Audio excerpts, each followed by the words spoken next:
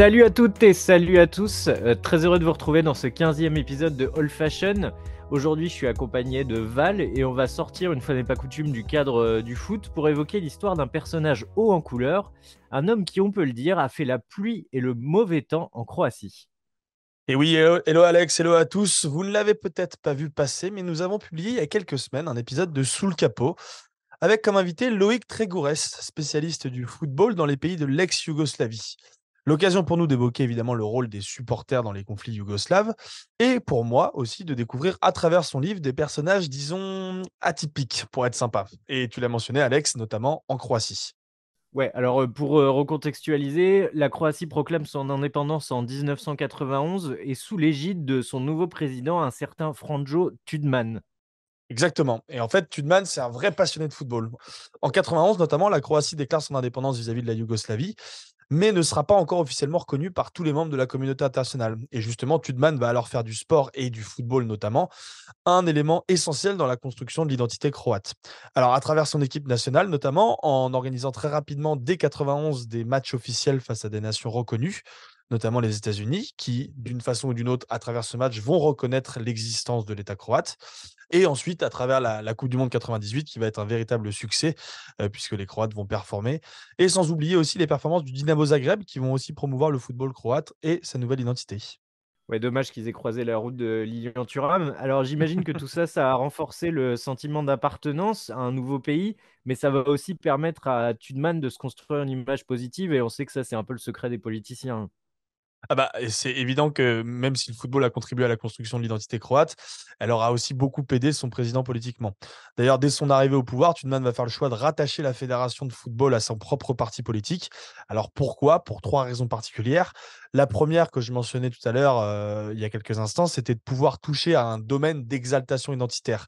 Qu'est-ce que ça veut dire? Ça veut dire que le football va permettre de manifester des symboles pour rester notamment très proche de la population, mais aussi dans un second temps de permettre de réduire certaines libertés publiques pour mieux la contrôler.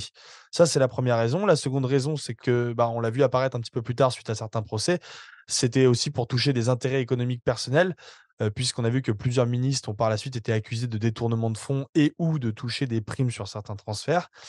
Et enfin, la troisième et dernière raison, qui est pas la moins importante, c'est de pouvoir donner des rétributions à des gens de confiance, c'est-à-dire remercier des gens qui se sont un peu salis les mains pour lui, en leur offrant notamment des postes à responsabilité. Ouais, en fait, cette chronique, tu aurais pu l'appeler Comment devenir despote grâce au football, et j'imagine que les clubs ont joué un rôle aussi. Qu'est-ce qu'il a fait du Dynamo, par exemple? Bah, alors ouais, je l'ai pas précisé encore jusqu'ici, mais Tudman est évidemment un grand fan du Dynamo Moscou, du Dynamo Zagreb, pardon, qui est le plus grand club du pays, où il va régulièrement notamment s'afficher en tribune et surtout avoir un rôle existentiel dans l'organisation du club. Et on pouvait penser que ta chronique, elle tournait autour de Tudman, mais c'est pas le cas. Et c'est justement à ce moment-là qu'intervient le personnage principal, Val. Ouais. Alors pour ça, il faut remonter encore un peu dans le temps, notamment au début des années 80, au moment où le principal groupe de supporters du Dynamo va être créé, donc les Bad Blue Boys. À cette époque-là, c'est Miroslav Blažević qui est l'entraîneur du club et qui va devenir par la suite l'entraîneur de la Croatie, notamment à la Coupe du Monde 98, donc qui est assez connu au pays. Et Blažević va justement se lier d'amitié avec un des membres des Bad Blue Boys, un certain Zdravko Mamić. Alors à la base, ce Zdravko Mamić, c'est un simple supporter qui s'amuse à vendre des coussins et des écharpes à l'effigie du club à l'entrée du stade Maximir de Zagreb. Mais à travers cette nouvelle amitié, il va petit à petit intégrer l'organigramme du club et rencontrer justement des personnes d'influence. Jusqu'au moment où éclatent les guerres de Yougoslavie. Ouais, alors on ne sait pas trop comment d'ailleurs, mais si certains ont des infos, je suis preneur. Mais au début des années 80, Mamić est devenu proche des gens au pouvoir au club. Et donc, qui dit proche des gens au pouvoir au club, dit aussi proche des acteurs politiques importants. Et pendant les guerres, il va réussir à faire fortune grâce à ses contacts en vendant les parts qu'il a dans des entreprises de boissons et de compagnies forestières. Alors, c'est une revente qui est un petit peu suspecte sur le papier, mais qui va lui permettre notamment de devenir multimillionnaire, mais aussi de gagner encore un peu plus d'influence auprès du HDZ, qui est donc le parti de Tudman, et aussi accéder à des nouveaux postes, puisqu'il va notamment devenir président de plusieurs clubs à travers le pays à la fin des années 90. Mais j'imagine que pour faire grandir son influence dans les clubs, il avait déjà utilisé des techniques un peu limites, non? Ah bah, je sais pas si c'est encore très clair jusqu'ici, mais là, je vais être très clair. Mamić, en fait, c'est un mec qui coche toutes les cases du mafieux pur et dur. Alors, au-delà de ses déclarations ultranationalistes, de ses signes nazis provocateurs, de son caractère bien trempé, de ses insultes envers les journalistes, Il y a tout un tas de petites anecdotes qui révèlent un petit peu le caractère du personnage. Par exemple, en 1992, au moment où son influence dans le club du Dynamo commence déjà à grandir, il est pressenti pour devenir directeur sportif du club.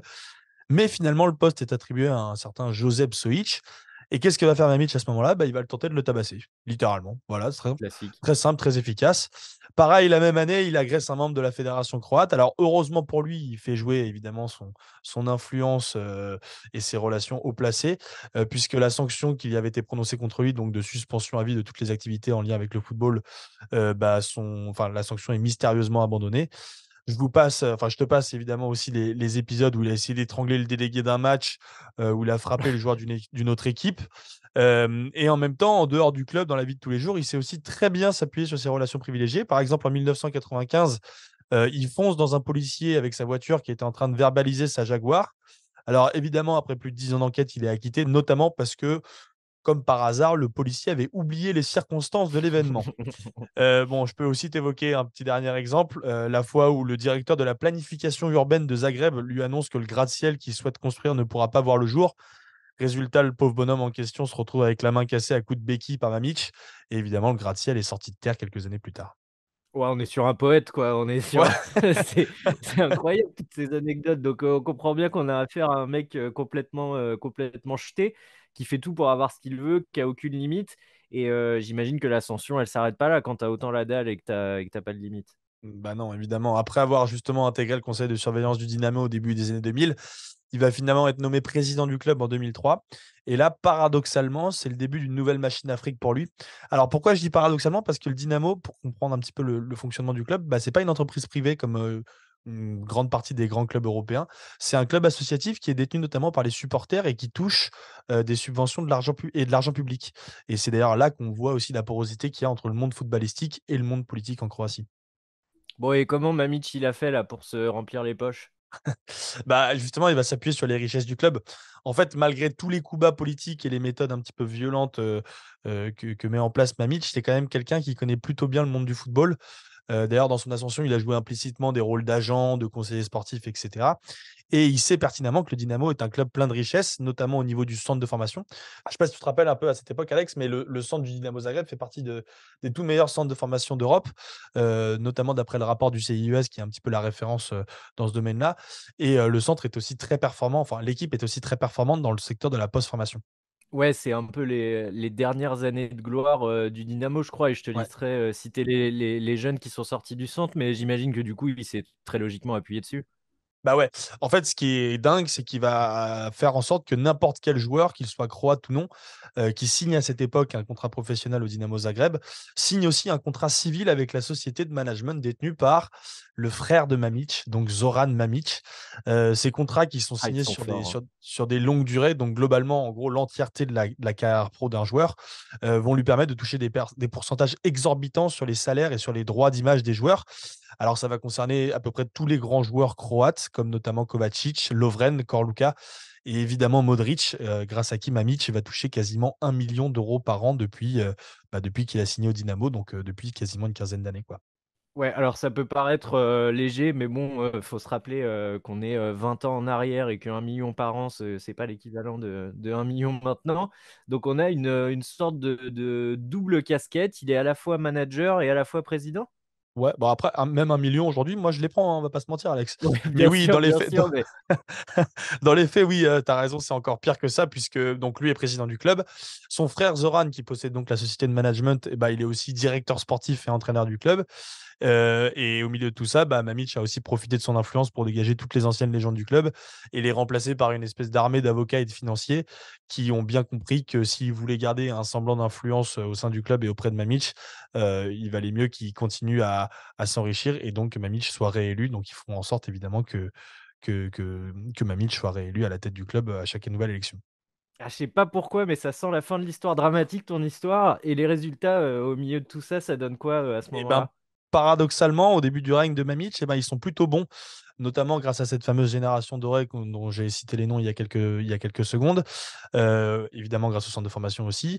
Mais justement, il va enchaîner les titres et les bonnes performances européennes, mais évidemment les supporters ne sont pas dupes, ils vont commencer à voir les magouilles venir et s'opposer assez frontalement à lui. Le problème, c'est évidemment que le club est complètement verrouillé, que ce soit de l'intérieur avec l'armée d'avocats dont je parlais, mais aussi de l'extérieur compte tenu de son influence politique majeure. Par exemple, Mamić a aussi été un des principaux, hem, soutiens financiers de la campagne de l'ancienne présidente croate qu'on avait vu notamment pendant la coupe du monde 2018 avec Macron. Ouais, donc en fait, personne a la capacité de s'opposer à lui, quoi. Bah non, pas grand monde veut s'opposer à lui. Par contre, en revanche, au bout d'un moment, les choses vont commencer à tourner un petit peu au vinaigre. Les autorités financières vont commencer à remarquer quelques petites irrégularités sur certains gros transferts, notamment celui de Modric à Tottenham ou de Lovren à Lyon, pour lesquels il est accusé de fraude et de détournement de fonds sur ces transferts. En parallèle, il y a aussi plusieurs scandales de matchs truqués qui vont jaillir, comme la finale de la Coupe de Croatie en 2009 et aussi et surtout un match de Ligue des Champions contre l'Olympique Lyonnais. Je ne sais pas si tu te rappelles de ce match, Alex. Perdu Très très 7-1 bien, ouais. donc par le Dynamo Zagreb et avant lequel il avait déclaré que son équipe avait était déjà éliminée et que ses joueurs pensaient déjà aux meufs qu'ils allaient pouvoir draguer sur les plages en vacances. Donc un peu classe. Mais en fait, le vrai truc qui va déclencher le déclin de Mamić, c'est surtout le moment où on apprend qu'il aurait détourné aussi des fonds publics. Et c'est là que son image va réellement se détériorer, notamment à travers son ancienne compagnie forestière, grâce à laquelle il aurait détourné près de 14 millions de kunas, soit environ 2 millions d'euros.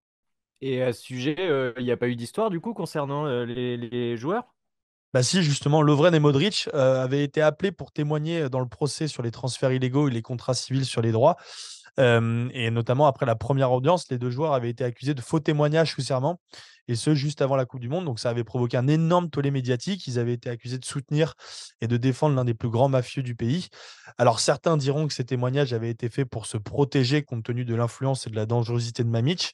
D'autres diront que c'était plutôt pour essayer justement de défendre ce mafieux en puissance.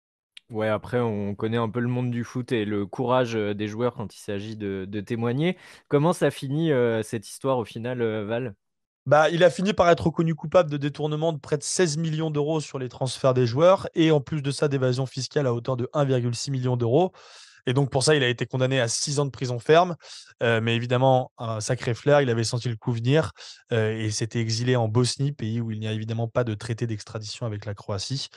Mais néanmoins, ce jugement a été perçu plutôt comme une vraie victoire de la part des supporters du Dynamo, dont le club, tu l'as évoqué tout à l'heure, a très fortement régressé depuis la fin du mandat de Mamić, et qui est du coup aujourd'hui en quête d'un second souffle qui pourrait relancer le club en championnat et aussi en Europe. Ouais, ça paraît compliqué, mais en tout cas, merci beaucoup Val. Moi, je connaissais pas du tout ce personnage et c'était très intéressant. Si vous avez envie de manger encore plus de dirigeants loufoques ou de dirigeants qui travaillent bien, on vous encourage à aller écouter l'épisode du Comex qui est sorti cette semaine. On vous prépare également pour la fin de semaine un petit poteau carré qui devrait vous plaire sur une équipe encore qualifiée en Ligue des Champions. D'ici là, on vous souhaite que tout se passe le mieux pour vous et on a hâte de vous retrouver sur 11e art.